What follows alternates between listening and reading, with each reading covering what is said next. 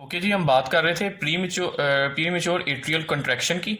ठीक है, तो इसके अंदर सबसे पहले क्योंकि प्रीमेच्योर एट्रियल कंट्रैक्शन में क्या होता है कि क्योंकि बीट्स प्रीमेच्योर होती हैं, यानी बिफोर देयर एलोकेटेड टाइम। ठीक है, तो इसके अंदर सबसे पहली जो इंपॉर्टेंट चीज़ है वो ये है कि P wave come too soon. ठीक है, पी वेव जो है ना वो जल्दी आ जाती है। ठीक है, ईसीजी के अंदर।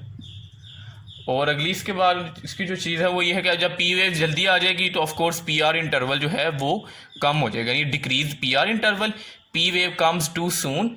ठीक है, और इसके बाद अब और जो अगला स्ट्राइकिंग फीचर है वो ये है कि जो एक दफ़ा जब एक प्री मेच्योर कंट्रैक्शन होगी, फॉर एग्जांपल ये पी वेव और साथ ही क्यू आर एस कॉम्प्लेक्स है।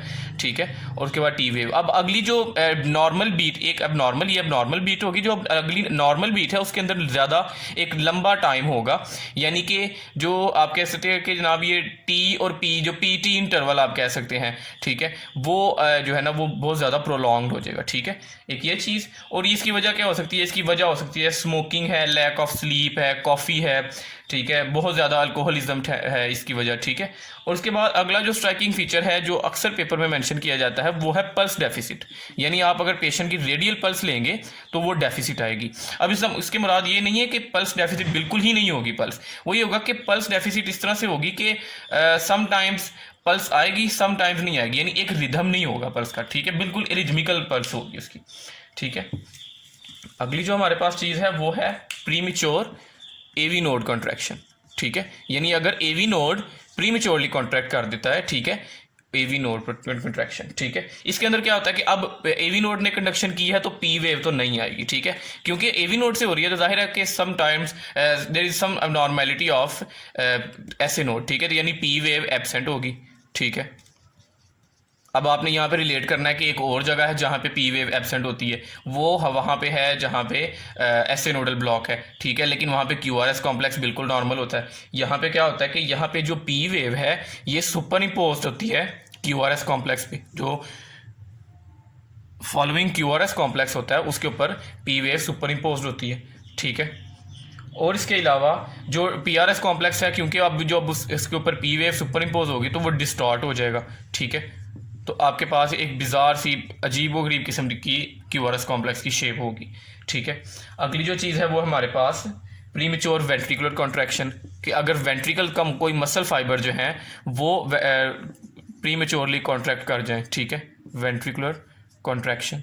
ठीक है, वो आपने किस तरह से डायग्नोज करना है, उसमें आपने इस तरह से डायग्नोज करना है। अब यहाँ पे प्रीमेच्योर एवी नोड कंट्रैक्शन को आपने इसको कंपेयर करना है एसे नोडल ब्लॉक से। अब वहाँ पे भी पी वेव एब्सेंट थी, यहाँ पे भी पी वेव एब्सेंट है, लेकिन वहाँ पे क्यू आर एस कॉम्प्लेक्स बिल्कुल नॉर्मल था, सिर्फ डिलेड था। यहाँ पे कि P R S complex, Q R S complex जो है वो डिस्टॉर्टेड है।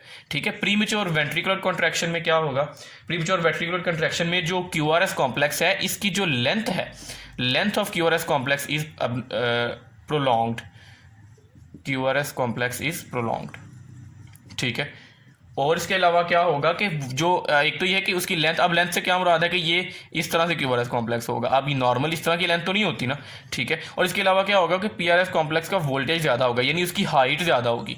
ठीक है, इस तरह से लंबी हाइट वाला क्यू आर एस कॉम्प्लेक्स होगा। ठीक है, और इसके अलावा अगली जो इसकी इंपॉर्टेंट फीचर है वो है कि टी वेव इन्वर्टेड होती है। ठीक है, इन्वर्टेड टी वेव है। ठीक है, ये एक ऐसी चीज़ है जो आगे भी कहीं नहीं आएगी और अभी भी नहीं आ रही। ठीक है, एटलीस्ट हमारे लेवल पे तो सिर्फ यहीं पे एक जगह पे टी वेव को मेंशन किया गया है। ठीक है, उसके अलावा ये बहुत ही ख़तरनाक लीथल कंडीशन है और ये वेंट्रिकुलर फिब्रिलेशन की तरफ लेके जा सकती है पेशेंट को। ठीक है, अगली चीज़ जो है वो मैं आपको बताता हूँ जी, वो है QT syndrome, long QT syndrome.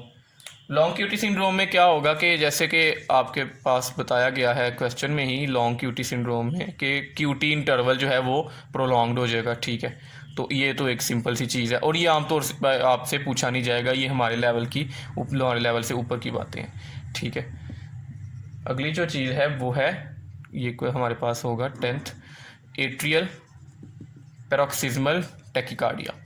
Paroxysmal से मुराद है कि कंटिन्यूस नहीं है, यानी कि उसकी ना स्टार्ट होने का कोई पता है कि वो किस टाइम स्टार्ट हो जाएगा और ना उसके एंड होने का कोई पता है, बिल्कुल इंटरमिटेंट सी कंडीशन होती है, एट्रियल पैरोक्सिस्मल टैकिकार्डिया।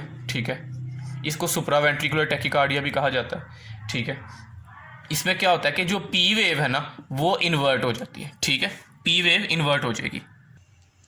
ओके जी, एक तो पी वेव आपके पास इन्वर्टेड होगी, ठीक है, यानी एट्रियल पैरोक्सिस्मल टैकीकार्डिया में एक तो पी वेव इन्वर्टेड होगी, दूसरी होगी कि ये चीज़ जो पी वेव है ये सुपर इम्पोज्ड होगी, लास्ट जो टी वेव होगी ना, पी वेव यानी एक जो P Q R S T और जो अगली पी वेव आएगी वो लास्ट वाली पी वेव जो टी वेव है उसके ऊपर सुपर इम्पोज्ड होगी, ठीक है। तो इस तरह से आपने इसको डिफ्रेंशिएट करना है, किससे कि वहाँ पे जो हमारे पास जो इसकी पिछली वाली कंडीशन थी जो कि थी प्रीमेच्योर वेंट्रिकुलर कॉन्ट्रैक्शन, उसमें यह था कि आपके पास जो टी वेव थी वो इन्वर्टेड थी, यहाँ पे पी वेव इन्वर्टेड है और पी वेव वहाँ पे क्यूआरएस कॉम्प्लेक्स के ऊपर सुपर इम्पोज्ड थी, यहाँ पे टी वेव के ऊपर सुपर इम्पोज्ड है, ठीक है। अगली जो चीज़ है बहुत इंपॉर्टेंट, जो आपके लिए अब तक की जो सबसे इंपॉर्टेंट चीज़ है वो है वेंट्रिकुलर फिब्रिलेशन, ठीक है, वी फिब। आपने नाम सुना होगा, अक्सर जो हार्ट अटैक्स के पेशेंट्स होते हैं उनको अक्सर ही ये कंडीशन होती है वेंट्रिकुलर फिब्रिलेशन। ये सबसे आसान होता है इसको डायग्नोसिस के, बिल्कुल बिजार ईसीजी होती है, ठीक है, कोई पैटर्न नहीं होता, कोई वेव नहीं होती, आप कुछ भी नहीं कर सकते, और लो वोल्टेज बिजार जो है ना आपकी ईसीजी होती है, ठीक है। अगली जो चीज़ है वो है एट्रियल फिब्रिलेशन।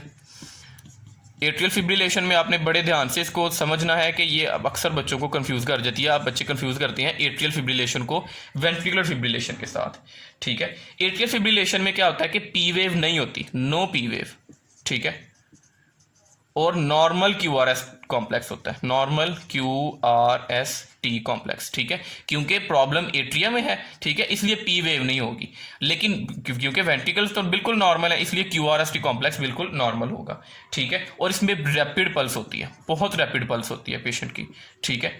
और इसके अलावा इसके अंदर ये होता है कि और एक जो इसकी डायग्नोस्टिकली वेरी इंपॉर्टेंट चीज़ है वो ये है कि जो हार्ट बीट के दरमियान जो टाइम होता है ना, एक हार्ट बीट से लेकर दूसरी हार्ट बीट तक जो टाइम होता है वो बिल्कुल इरेगुलर होता है, ठीक है। इस तरह से आप ये जो अरिथमियाज हैं इनको डायग्नोस कर सकते हैं बिल्कुल आराम से, ठीक है। If you have any questions you can ask. Thank you.